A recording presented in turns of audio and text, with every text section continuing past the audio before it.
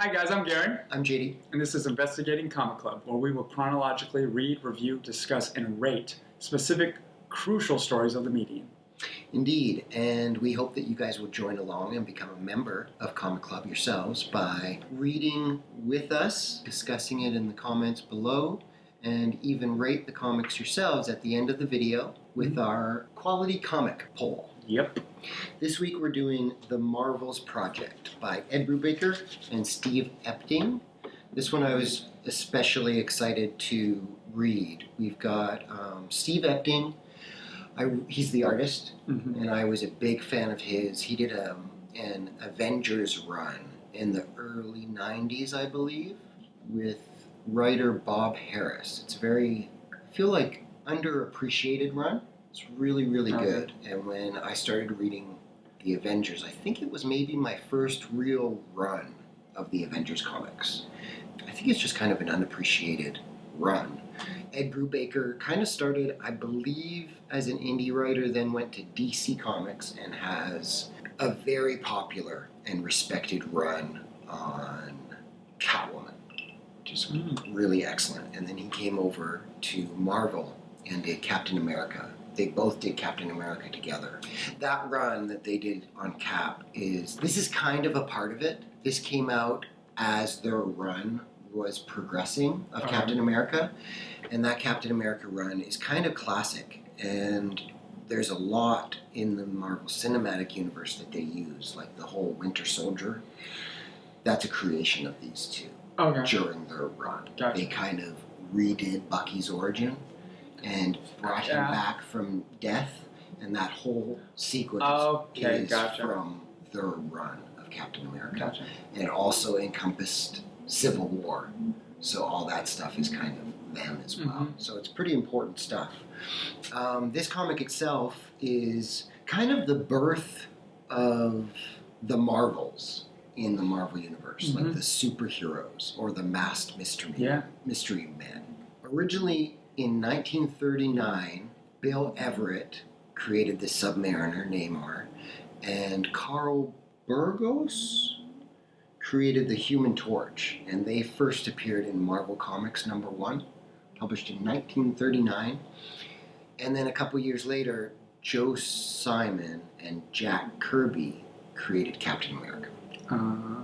Jack Kirby, if you remember, created the Silver Surfer and Galactus along with Stan Lee, and also created the New Gods and Darkseid for DC. So you'll be hearing Jack Kirby's name again as we progress.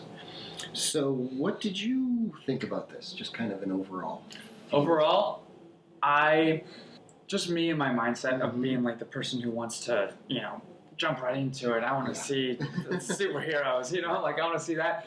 Again, kind of knowing with the movies and stuff, I'm able to see some things beforehand, like the military aspect of it. At first it was a slow burn for me at first. Like the names were popping up. I was like, a lot of names. I'm just like, there's so many names. I was like, I don't know if I should be writing this down or remembering this or who this is.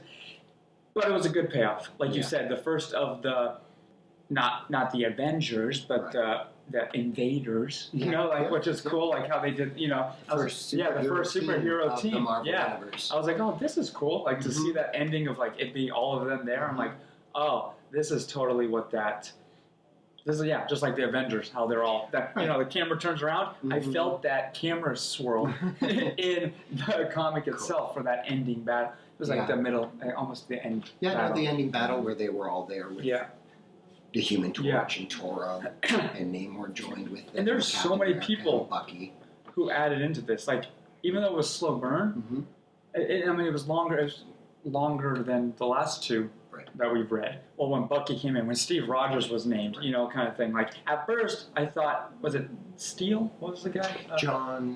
I think John Steele, right? Yeah. When he came into play, I was like, is that Cap? Like, is that what is? And then Bucky's there, which is it's cool how they made him. He was the mascot. The mascot, but like he came off as that was a little. There was just a little portion of him being like the military brat. He's like, no, I'm here, and it's like, no, we're in this together. And then like writing out, which here, right there, that whole that sequence was cool to see. And then also with even the Human Torch, like that was I never realized like him being the first. Yeah, it's really cool that the Human Torch, and he was created in 1939, is the original Human Torch. And the Human Torch from the Fantastic Four is the second one of the Marvel Universe. And they touch upon that as we dive deeper into the rabbit hole of the Marvel Universe.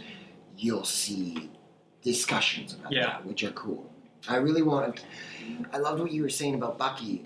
The kind of propaganda of it to counter the Hitler youth squad was really cool. And one of the things that is a perfect example of why we're reading in the order that we're reading, that original little blip of, it's like a panel in here or a video reel to inspire the kids at home in America. Oh, yeah. Bucky's like, gee willikers, Cap, you're Steve Rogers. And he's like, well, I guess you're going to be Bucky.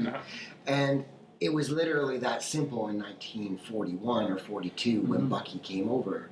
That was the original story where the panel, he just walks in and he's like, well, I guess you're going to be with me now. Yeah.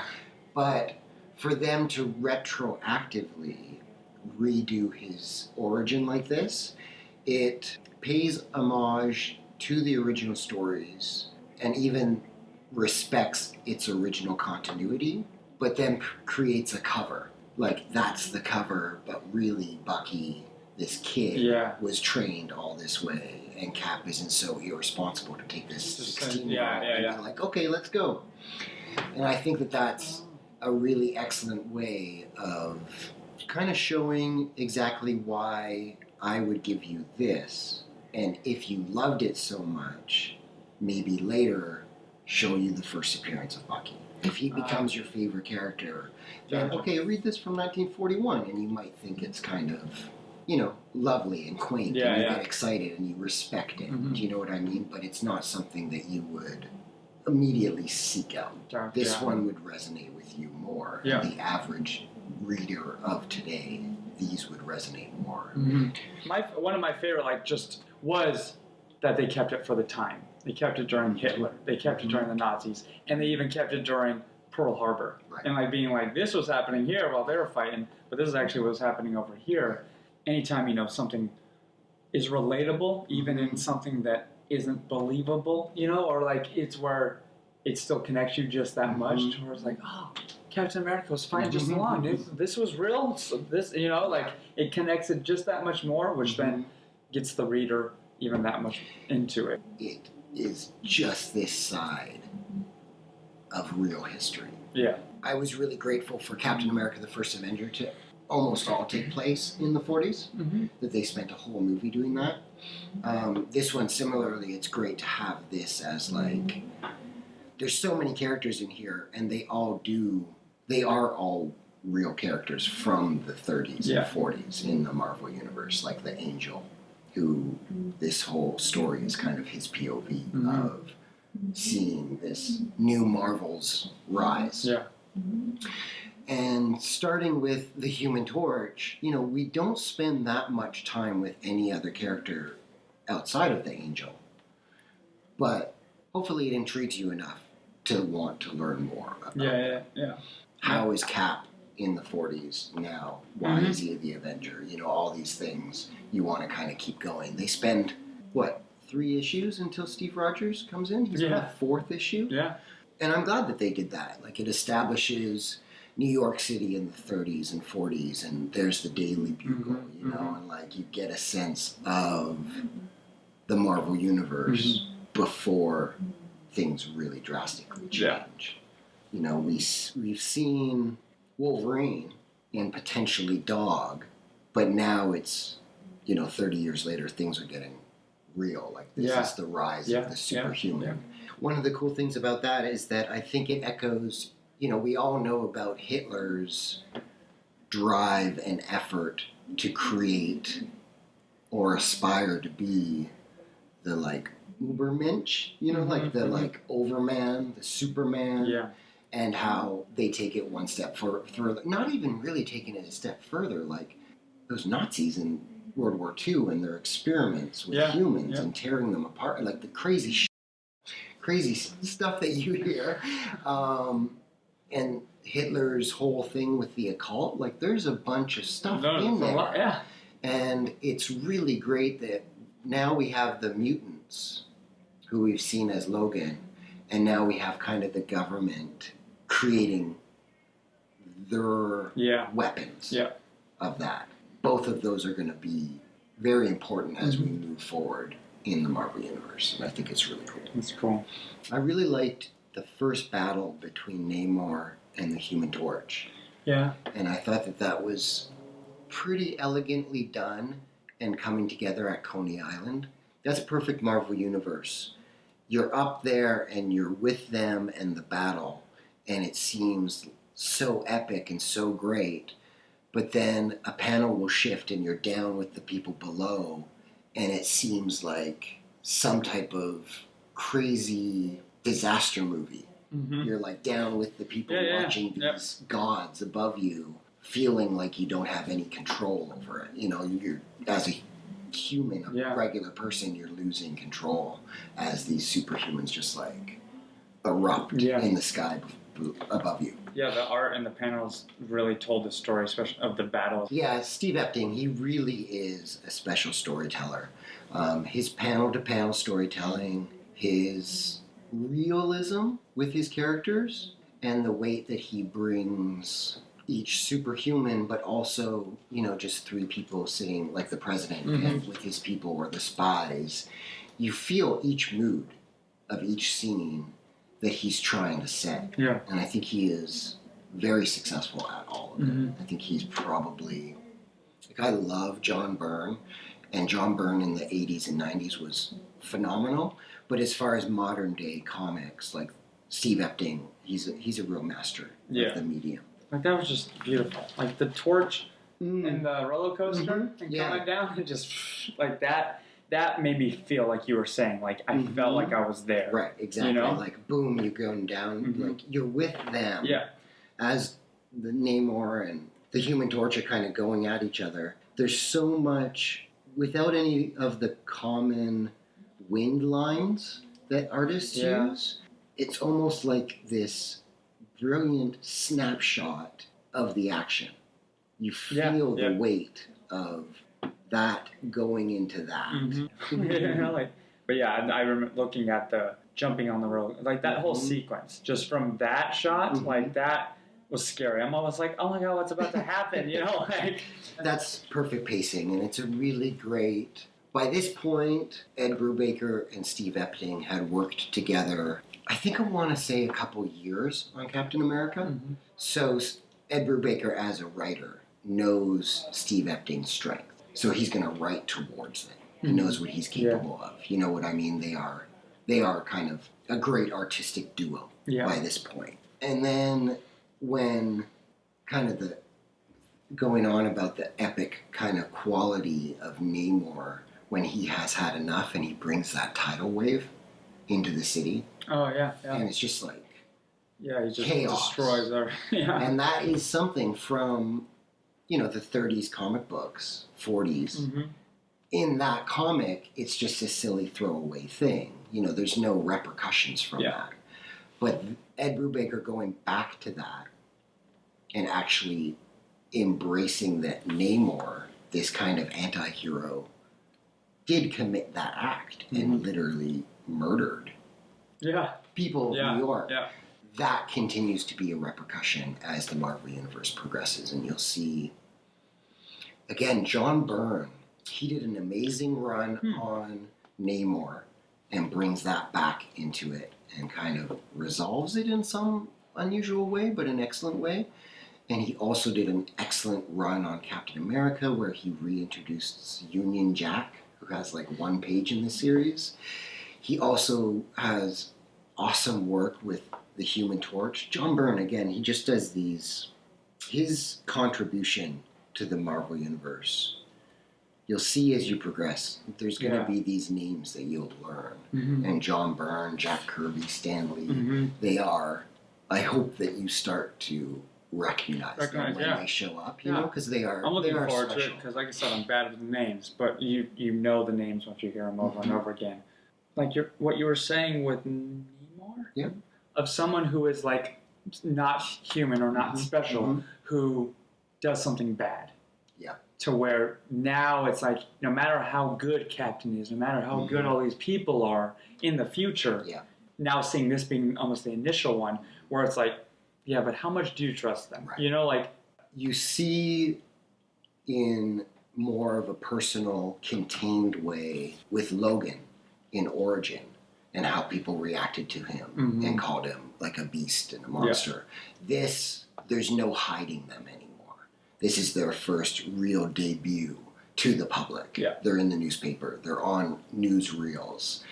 Because it is the real world, a very constant of the Marvel Universe is humanity's trust and then distrust. You know, it goes back and forth, sometimes to an irritating degree. You know, come on, the Avengers just saved the planet. Yeah, you're going to now be like, now you're going to kick them out of the mansion of New York. Yeah. You know, it gets silly. Them reacting that way is another way of it being the most humanistic thing. Like, so is that Nick Fury? Yes. Yeah, and I think that like, he's another, like, these are icons. Yeah. No, I said this is such a good, it was a slow burn, but it was just enough where even when he came, I was like, is that Nick Fury? He's a bad bleeper, if you want to know what I mean. Yeah, Nick Fury and the Howling Commandos in the Marvel Universe proper fought side by side with Captain America in World War II. And all of these characters, there's dozens, if not hundreds, of their adventures that literally have been printed that you can get, you know, in cool collections if you want to go back and read Nick Fury and his Howling Commandos. You can read his story. And the Marvel Universe, even though they've done some retroactive origins like that Bucky scenario, all of it is part of the Marvel Universe. They haven't like done a hard reboot where none of those adventures took place. Gotcha. They all still exist. And you have to kind of, in your mind, play a little bit fast and loose with the timeline because Nick Fury is still around in present day Marvel Universe. So it's kind of, they call it like Marvel Universe time. You know, it's I don't think too much about it. Yeah. Do you know what I mean? Yeah. So this is a little bit probably too much into my mind, and I apologize. But this copy of my kind of beaten up, very red copy of the trade paperback, I ripped out the last 2 pages. I don't quite even remember what were on those last couple pages because I didn't like them so much. And I was even, with my thorough thousands of read comics, the last couple pages where it's like present day and Cap is talking to somebody and it's like... Oh, him handing him the... Who is this guy? Well, that's Thomas Holloway, Jason Holloway, Thomas Holloway's son. So from the... That's... Okay, good. I'm glad that you did that, because that was the only thing I didn't understand. There you go. And there's a perfect example of static, what I call static. Where I was going to ask you've got 8 issues that live perfectly, regardless if you've read those 1939, 1941 comics. Yes, there's a lot of characters in this, but you're following the story enough. Yeah. You can dive as deep, you can pay as much attention to those characters' names, you can flip back pages, it's all there. Until you get to these final 2 pages. And then it jumps to the present day, there's this character there, you're confused, who is this guy? And it's what I call continuity static. And I was saying to Garen how some of these stories are terribly collected, and some of them are written in a way that, oh, see this issue over here, see this adventure over here. If this doesn't make sense to you, if you're lost, go read this comic. If you picked up Harry Potter and the Prisoner of Azkaban, and you got to chapter 22, and it told you, before you read chapter 23, go to Harry Potter and the Chamber of Secrets and read chapter 7 and 8, and then come back and read this next chapter, and then when you get to chapter 24, stop again and go, like, done. Yeah. You've lost almost anybody unless they're truly obsessed. Yeah. And that's one of, I feel like an embarrassment of the medium.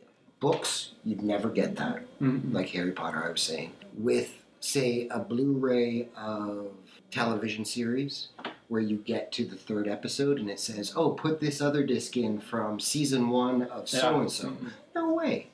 If you get to halfway through a movie and it says, stop this, go watch the first half of this. Like, it's just not going to happen. Yeah.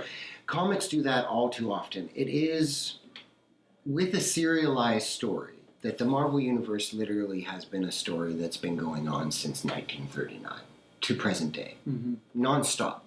Mm-hmm. I get it. Yeah. But it's kind of your responsibility, I feel like, as a company, as a storyteller, to treat each comic you write or each comic you publish like it's somebody's first. Yeah. So, you know, you For go them in... connected. Yeah, and there is a way to do that correctly. Yeah. And this one nearly does it until the final 2 pages. Like, those 2 pages shouldn't exist in there. Mm-hmm. If you go to the panel right before it goes to present day... Right before it goes to present day. Oh, yeah. That's how it should have ended. Yeah. With the angel, and then it's the angel saying... What does he actually say there? And despite everything, it truly was the greatest of times. Beautiful ending. The end, you know, and then suddenly static, and you're like, wait, what did I miss? And it's unfortunate, because I think the comic itself is better than that. I would almost, even with the characters, so many of the characters, and you're not giving that much time with any character, one character, except for the angel, I would have almost given this an A+. As like an excellent, give it to anybody if they're interested in this type of storytelling and like grand adventure serials. Outside of those last 2 pages, like, it's real close to there. I still give it a solid A. In spite of that, I would give it a solid A. I think these 2 creators, their influence continues to go forward. I was really grateful Marvel took the time as we go forward with the other origins. There are characters that really should have like something that has this much care to their origin that just still doesn't exist. Yeah. Like I like Origin, you know, it's all right. Yeah. It's good. But this is really our first kind of opening salvo for the Marvel Universe. Yeah. Imagine if I was just like, I rated a D because I hate the medium. Episode 3. No, I give it a B+. Cool. Do you remember in Captain America, the First Avenger, at the science fair, the Howard Stark's science fair, where Bucky and Cap go before Cap's Cap, and there is a man in a red suit in a chamber? Yeah. That's the Human Torch. That's the robotic synthetic human that they threw in. See, that makes me want to go back and watch it. You see, I'm excited for that. If you do love it that much, it's like, oh, thank you. It's not just... the deeper you dive, the payoffs will not only occur if you got into this from the Marvel Cinematic Universe. When you read this, go back to the Marvel Cinematic Universe, you will appreciate the films more. And then on the other side, when you learn more and do dive deeper, hopefully something like this you'll want to reread after you're deeper into the Marvel Universe. Yeah, go back. Which almost brings us to next week's read, but first I would love for you guys to do the comic quality poll. Yes. Which will be where, Garen? Right above your head, right over here. Just click on it. A, B, C, D, F. We'll click on it, and then we also want to know why. Why did you? Please do. Join in. Be a member of Comic Club. For next week, we're going to be doing Weapon X, which kind of follows up with our last week's Origin. This one, Weapon X by Barry Windsor Smith. And he is one of, without question, the masters of the medium. Hopefully you guys will join in, and we'll see you next time. To be continued.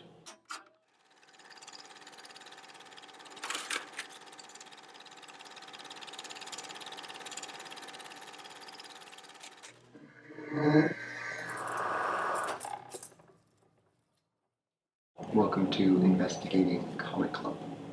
That's it. It's all right. No, where we review. Yeah, there it is. Great. I was really hoping I didn't have to say it. That's all I was waiting for. Throw me a bone. But no, I got scared. I ran off. I'm all looking in the head. Hold on 1 second. I'm sorry, Gary. Ow. I don't need you. Thank you for coming. Our next week's guest, the moderator, is not moderating at all.